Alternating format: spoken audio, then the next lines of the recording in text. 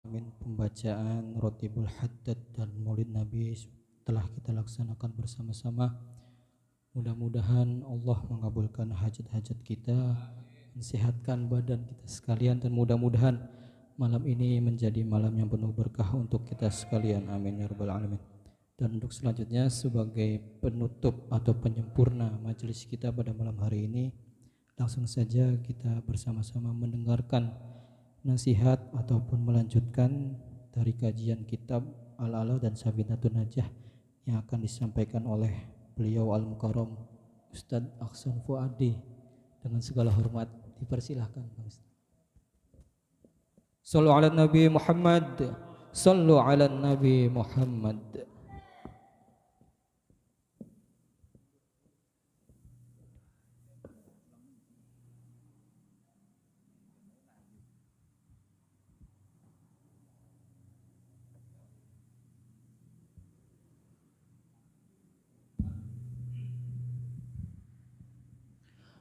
Assalamualaikum warahmatullahi wabarakatuh.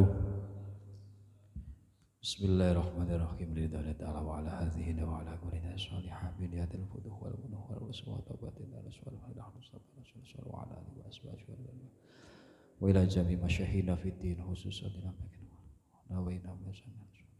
Al-Fatihah. A'udzu billahi minasyaitonir rajim. Bismillahirrahmanirrahim. Alhamdulillahi rabbil alamin arrahmanir rahim maliki yaumiddin iyyaka na'budu wa iyyaka nasta'in ihdinas siratal mustaqim siratal ladzina an'amta 'alaihim ghairil maghdubi 'alaihim waladdallin amin. Bismillah walhamdulillah wassalatu wassalamu ala rasulillah Sayyidina wa habibina wa maulana Muhammad ibni Abdillah wa ala alihi wa ashabihi wa man walah wa la hawla wa la quwwata illa billah amma ba'd. Para santri Irmanuh Ikatan Remaja Masjid Nurul Hidayah yang dimuliakan Allah, kita lanjutkan pengajian kita dimulai dari kitab Al-Ala sampai pada nazam atau bait halaman 6. Kita pada hilang. Bismillahirrahmanirrahim. Qala al-muallif rahimahullahu taala wa nafa'ana bihi wa bi'ulumihi fid dharain amin. Wa dzul jahli maitun wa yamshi 'ala tsara yuzannu minal ahya'i wa huwa 'adimu. Op sang dhuwur dorong. Akhul ilmi hayyun khalidun ba'da mautihi wa awsaluhu tahta turabi ramimu wa dzul jahli maitun wa huwa yamshi 'ala tsara yuzannu minal ahya'i wa huwa 'adimu. Akhul ilmi hayyun khalidun ba'da mautihi wa awsaluhu tahta turabi ramimu. Akhul ilmi, orang yang berilmu, hayyun khalidun ba'da mautihi, akan tetap hidup dan abadi setelah wafatnya. Wa awsaluhu tahta turabir ramim, meskipun tubuhnya itu telah hancur di bawah tanah. Orang yang berilmu akan tetap hidup dan abadi meskipun setelah wafatnya. Bahkan meskipun jasad seorang yang berilmu itu telah hancur, tulang belulangnya sudah hancur semua alias sudah wafat dikubur, akan tetapi orang yang berilmu itu akan senantiasa hidup. Sebaliknya, wadzul jahli maitun wa huwa yamshi 'ala tsara yuzannu minal ahya'i wa huwa adimu. Orang yang bodoh, orang yang tidak berilmu sama dengan atau seperti, tak ubahnya seperti bangkai yang berjalan di atas tanah. Ia dianggap hidup padahal ia telah mati. Ini dua syair ini, dua nazom ini mengingatkan kita betapa kemuliaan seorang yang memiliki ilmu. Orang kalau punya ilmu itu dia akan mulia bukan hanya saat dia hidup, bahkan saat dia sudah wafat, maka dia akan senantiasa dikenang, akan senantiasa terlihat hidup.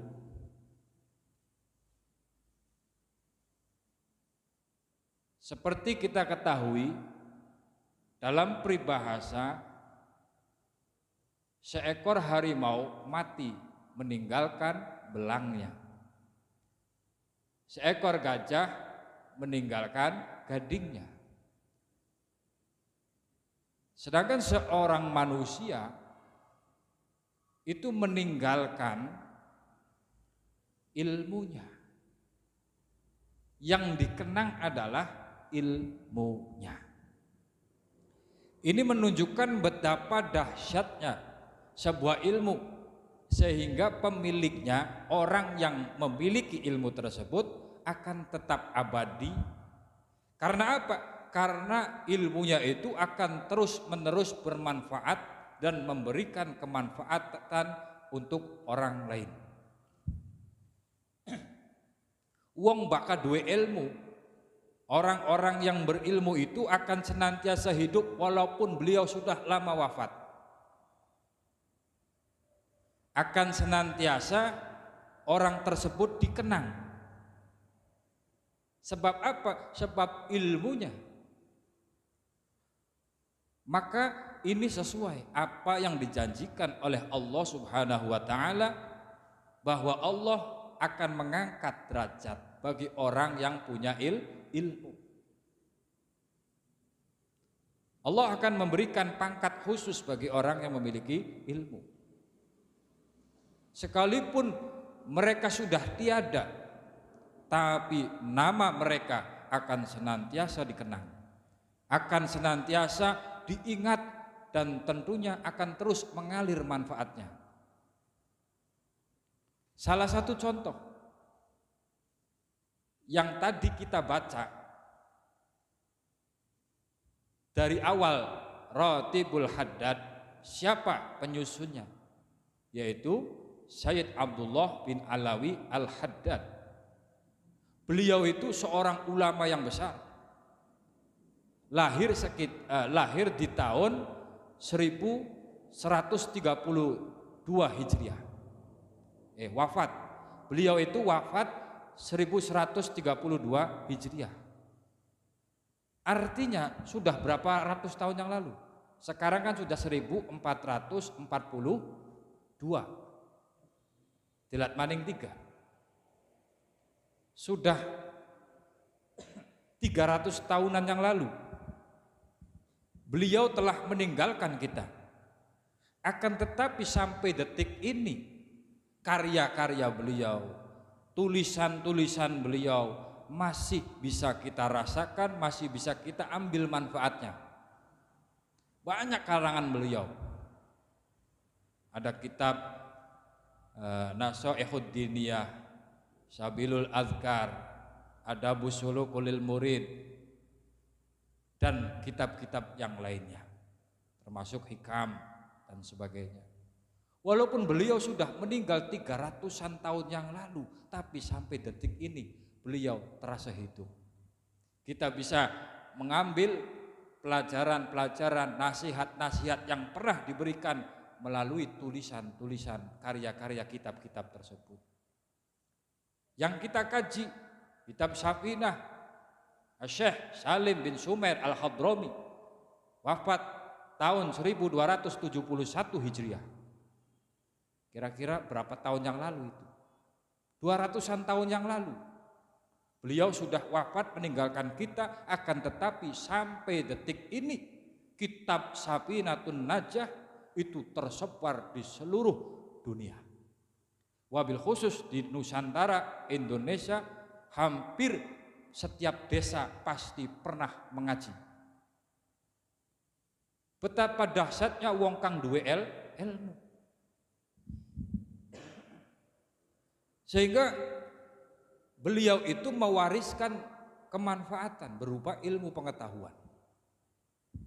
Walaupun beliau sudah wafat, tapi kita rasakan manisnya ilmu mereka. Kita lihat banyak Imam Asy-Syafi'i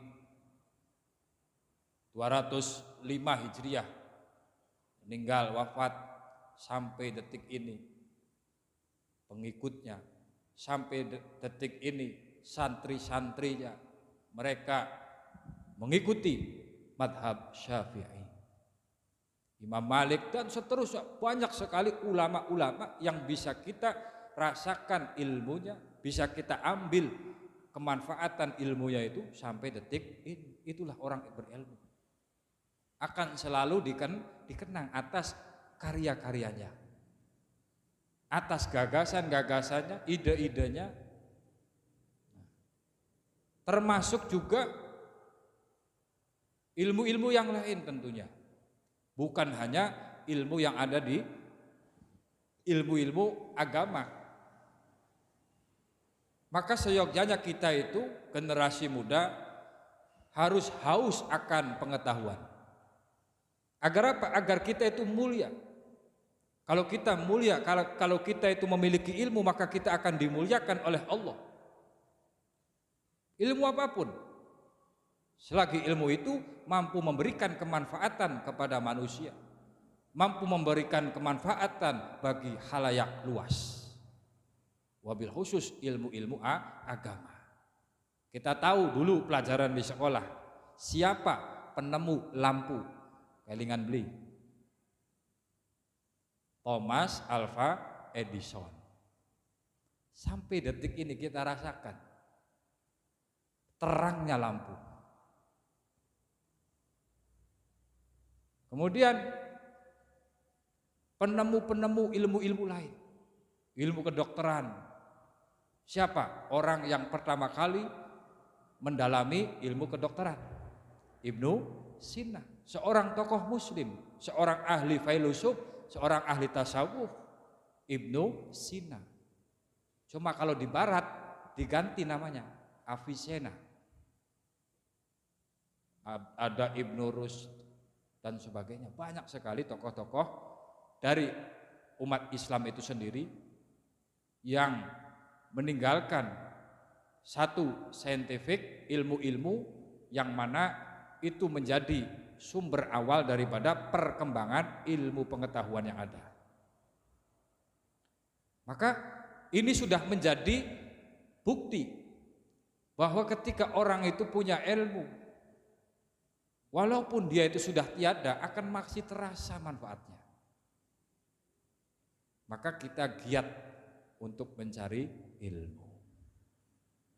Coba kita lihat di makom, di makbarah para aulia, mereka sudah meninggalkan kita sekian lama, tapi sampai saat ini masih ramai dikunjungi. Ibaratnya cari bahasa wong Cirebone, matie baik masih bisa memberikan kehidupan bagi orang-orang di sekitarnya. Buktinya apa? Contoh di Cirebon, Sunan Gunung Jati, tiap hari nggak pernah sepi pengunjung. Wafatnya beliau mampu menghidupi orang-orang sekitar.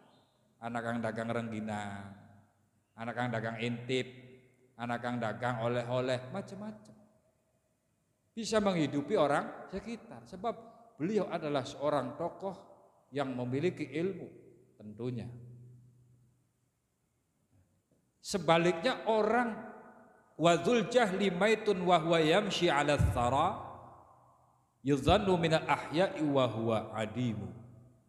Orang yang tidak berilmu, orang yang bodoh itu walaupun dia itu masih hidup itu tapi seperti seorang yang sudah mati. Uripe bae iku wis katone kaya wong mati. Iku wong bodoh. Sebab orang yang berilmu, orang yang tidak punya ilmu itu mereka ada di samping kita tapi tidak mampu memberikan kemanfaatan. Orang yang tidak berilmu dia ada tapi seperti tidak ada. Dia bersama kita tapi nggak berguna sebab nggak punya ilmu. Bahkan dia seringkali karena kebodohan dia, karena dia tidak memiliki ilmu, seringkali membuat suatu kerusakan. Karena kebodohan seseorang, maka memunculkan satu persoalan-persoalan, masalah-masalah. Sebab apa? Karena kejahilannya. Maka dari itu, wong bodoh itu, orang yang enggak punya ilmu itu, kata pengarang ini, diibaratkan seorang yang walaupun dia itu masih hidup tapi tidak ada manfaatnya seperti orang mati. Maka kita generasi muda harus giat belajar supaya apa? Kita itu menjadi orang yang berilmu sehingga kita terus mengalirkan manfaat-manfaat kebaikan bagi orang lain. Orang yang nggak punya ilmu, orang yang tidak berilmu itu bukan hanya orang-orang yang tidak pernah belajar ngaji, bukan hanya orang-orang yang tidak pernah sekolah ataupun pesantren, tapi orang yang tidak berilmu itu adalah orang-orang yang tidak pernah mau mendengar nasihat. Mereka juga tidak mampu menghargai ilmu itu sendiri, tidak punya sopan santun, tidak punya akhlak, tidak pernah hormat kepada orang tua dan sebagainya.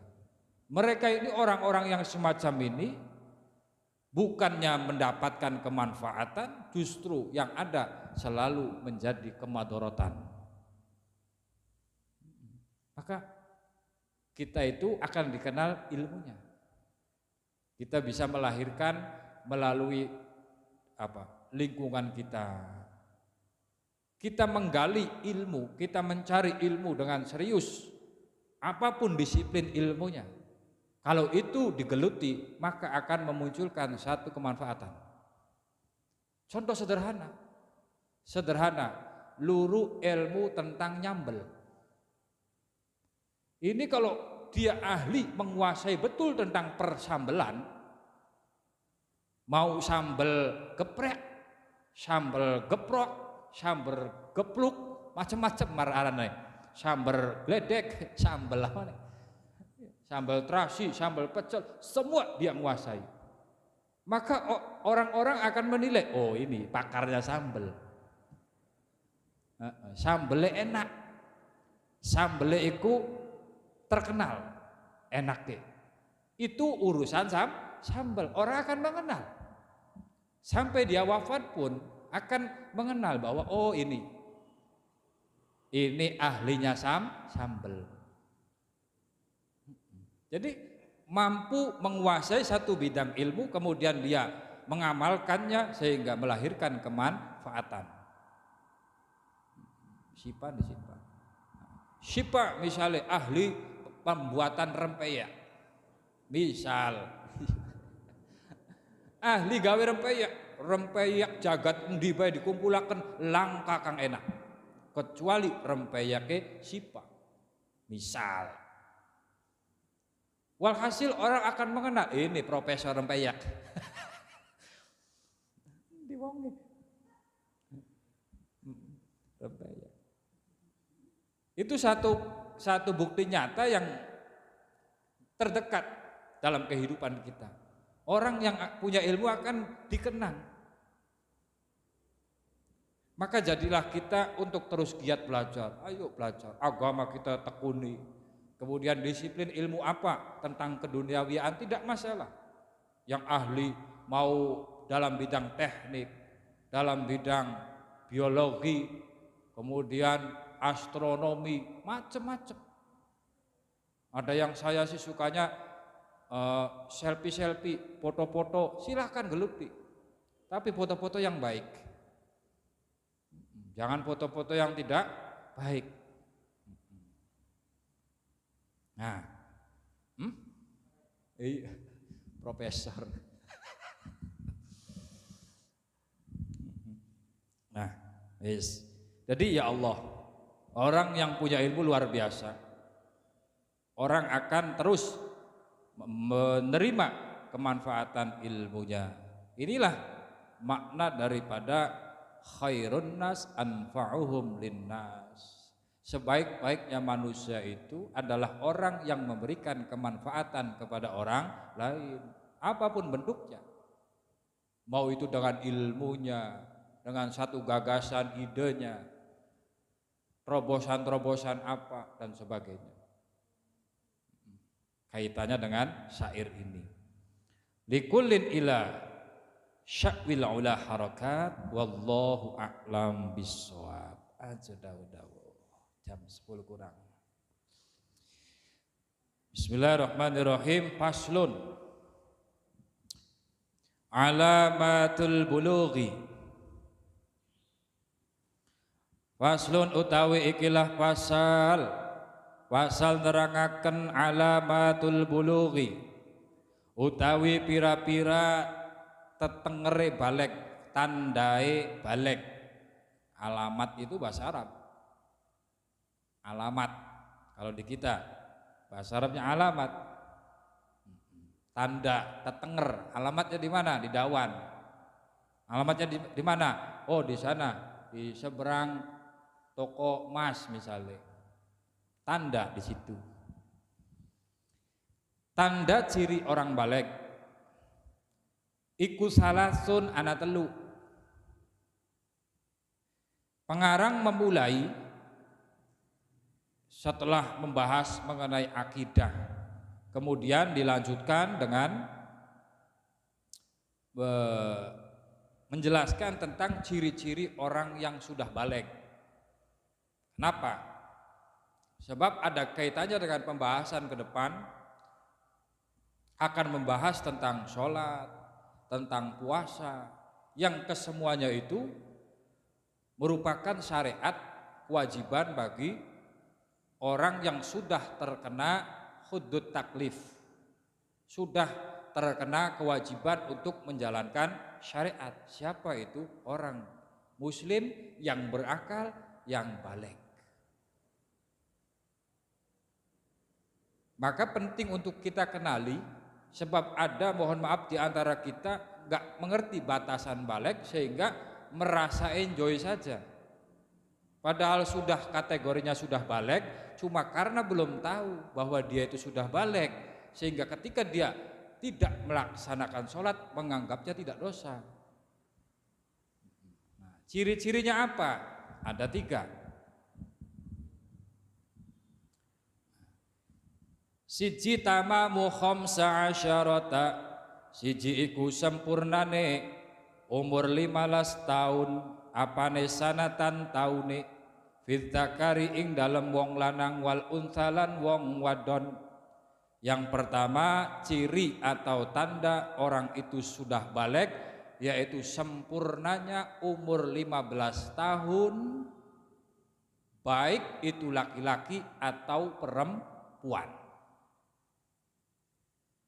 Apabila ada seorang laki-laki atau perempuan umurnya sudah sempurna genap 15 tahun dalam hitungan tahun Qamariyah atau Hijriyah, maka dia sudah dikatakan sudah balik. Walaupun seandainya dia perempuan belum haid misalnya, cuma karena dia sudah cukup 15 tahun maka dia sudah dikatakan balik. Ini ciri yang pertama. Kalau sudah sempurna 15 tahun, mau dia sudah mengeluarkan air mani atau belum, sudah haid atau belum, kalau dia sudah sempurna 15 tahun hitungan Hijriyah, berarti dia sudah dikatakan balik. Maka dia sudah terkena kewajiban menjalankan syariat. Apabila dia meninggalkan atau tidak mengerjakan perintah Allah, kewajiban-kewajiban, maka terkena dosa. Kemudian wal ikhtilamu lan ngimpi metu mani fid dzakari ing dalem wong lanang wal unsa lan wong wadon litis isinina karena umur 9 tahun. Ciri yang kedua, orang bisa disebut balik itu adalah keluar mani. Keluar mani. Gak apa-apa, ini bahasanya memang begitu. Harus disampaikan. Ihtilam, mimpi basah. Mimpi basah dan dia mengeluarkan mani, baik itu seorang laki-laki atau perempuan yang sudah berusia 9 tahun, maka dia balik. Misalnya ada seorang laki umurnya 9 tahun kemudian mengeluarkan air mani, maka dia balik walaupun belum 15 tahun. Atau perempuan sama, di tahun ke-10 10 tahun dia mengeluarkan mani, sekalipun dia belum 15 atau belum haid barangkali, tapi dia sudah mengeluarkan mani di tahun 10 misalnya, maka baginya sudah balik. Ini laki-laki dan perempuan. Coba kan persoalannya itu, orang itu kadang-kadang tidak mengerti atau malu mengungkapkan. Ketika kita orang tua kemudian punya anak, usianya sudah 10 tahun, 11 tahun, 12 tahun, mau menanyakan soal itu kan sensitif. Cung, kira wis metu. Kan jawabnya keder bocah. Metu kepaksa ta beli je kan. Mau itu keluarnya terpaksa atau melalui mimpi, yang jelas mengeluarkan, maka dia termasuk sudah balik. Maka kalau orang yang sudah tahu ilmunya, seandainya dia umurnya baru 12 tahun kemudian mengeluarkan air mani, maka baginya sudah balik. Maka dia berkewajiban untuk menjalankan syariat. Yang tadinya sebelum balik, ketika dia tidak melaksanakan sholat, maka dia tidak berdosa.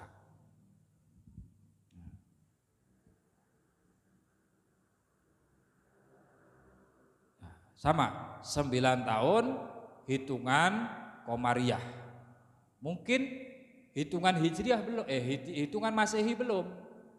Tapi hitungan Qamariyah atau Hijriyah sudah sampai. Misalnya lahir tanggal 1 Muharram 1410 misalnya. Maka di tahun 1419 1 Muharram dia terhitung 9 tahun. Mungkin kalau hitungan Masehi bisa berbeda. Banyakan Hijriah atau Qamariyah. Karena di tahun Qamariyah itu hanya ada 29 atau 30 hari. Enggak ada 31. Enggak ada 31 hari. Kalau kalender Masehi kan ada yang 31, ada yang 28, 29, 30, 31. Maka hitungannya bisa berbeda. Maka mumpung kita tanggal lahirnya itu belum jauh, ingat-ingat kita itu lahirnya kalender hijriahnya tanggal berapa. Bisa dilihat di handphone, ada aplikasinya, tinggal dimundurin tahunnya. Sebab itu hitungan umur. Nah, balik maning tadi wong lanang atau wong wadon kang umure 9 tahun toli metu mani, maka baginya sudah balik.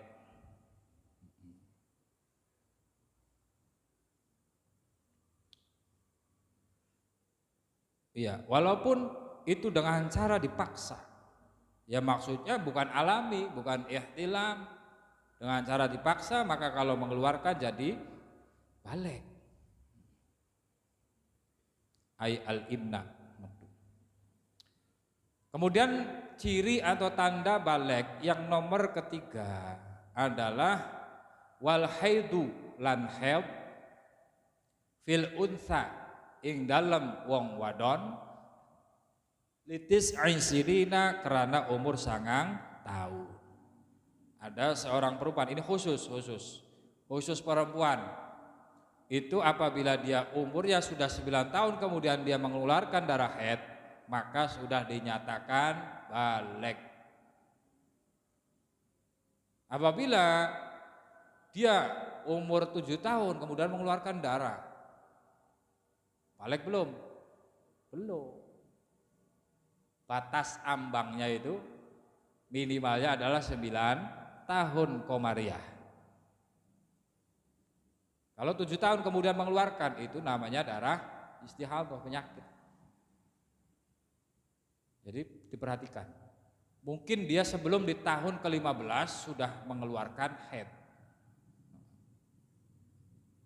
Maka dia dinyatakan sudah balik dan dia wajib menjalankan syariat. Apabila meninggalkan maka sudah dinyatakan berdosa.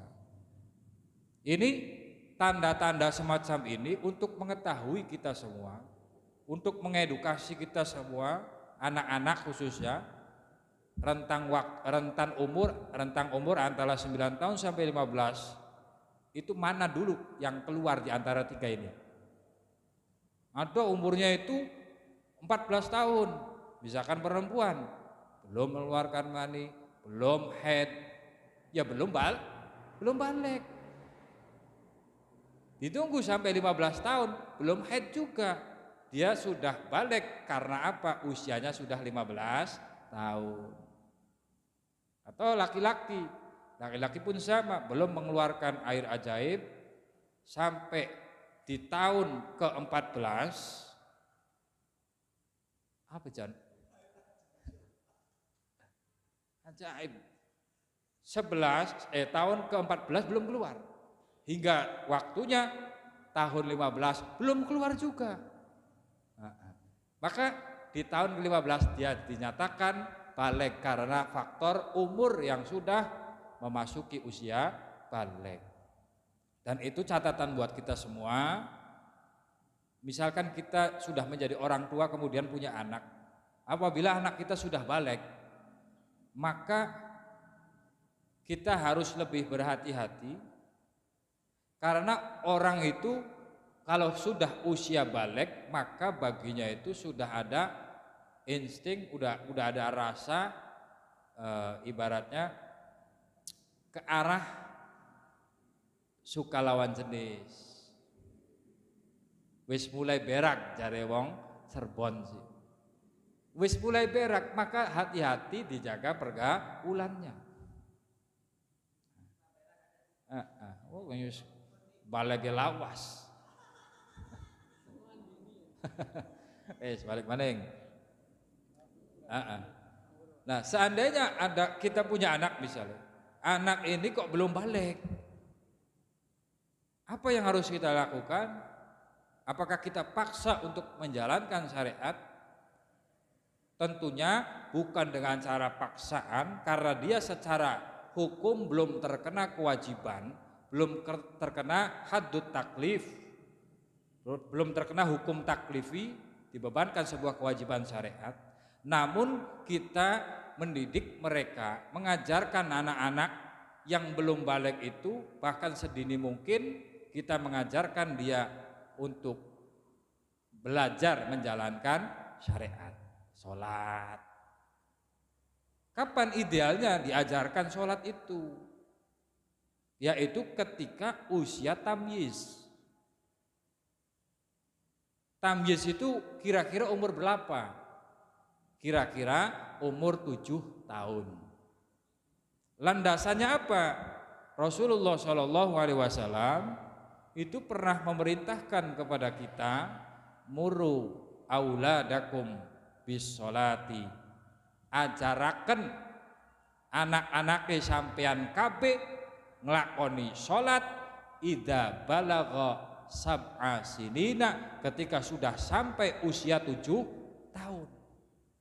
Ini menunjukkan usia 7 tahun ini usia di mana umumnya seorang anak itu sudah mampu membedakan mana kanan mana kiri, bisa makan sendiri, bisa minum sendiri, mana panas mana dingin. Ini usia tamyiz.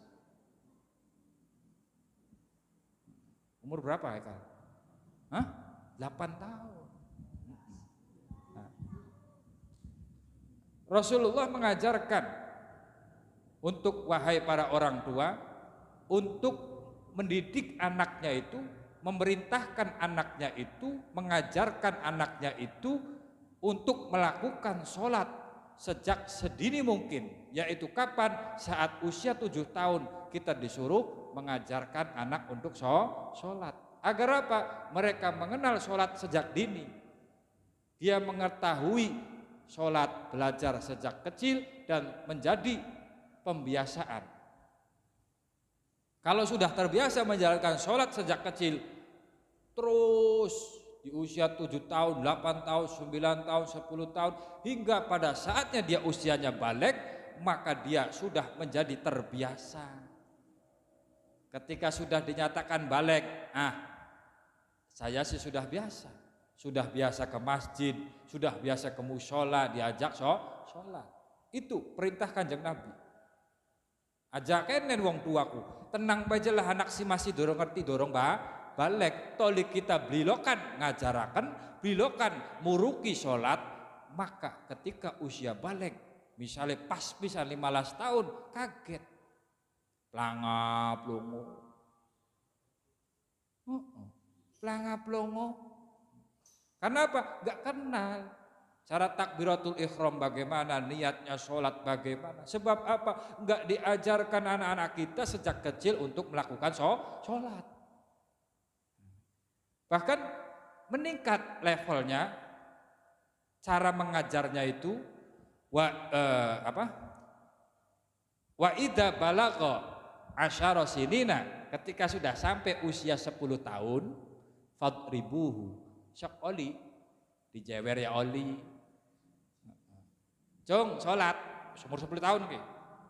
Iki yang mi mong mang mong pak. Kalau dijewer ora apa-apa, tapi jewere Kang halus, ojo kruwek sampai potel. Ini gede perintah malah fadribuhu, sok pukula. Boleh pukul, tapi pukulan dengan pukulan kasih sayang. Artinya apa? Supaya dia itu giat atau mau belajar tentang sholat. Aja sampai toli cul beli sembayang tak berengkolang digantung di ning plafon ditekek. Mati anaknya getun. Walhasil di antara kita ya mungkin ini si usia udah lewat semua baliknya ya. Ini si remaja tanggung ini. Hah? Overhead.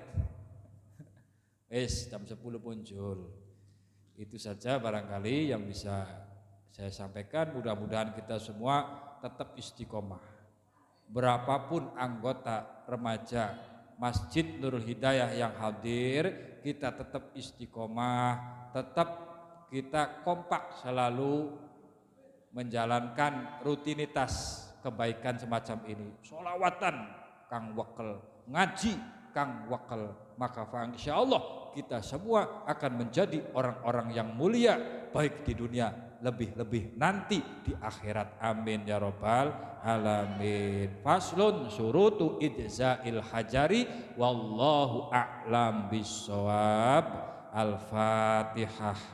A'udzubillahi minasyaitonir rajim. Iyyaka na'budu wa iyyaka nasta'in. Shiratal ladzina an'amta 'alaihim. Assalamualaikum warahmatullahi wabarakatuh. Waalaikumsalam warahmatullahi.